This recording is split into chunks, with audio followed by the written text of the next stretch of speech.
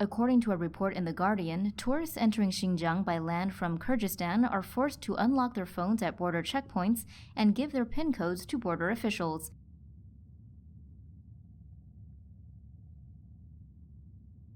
The phones are taken away by Chinese authorities to a separate room.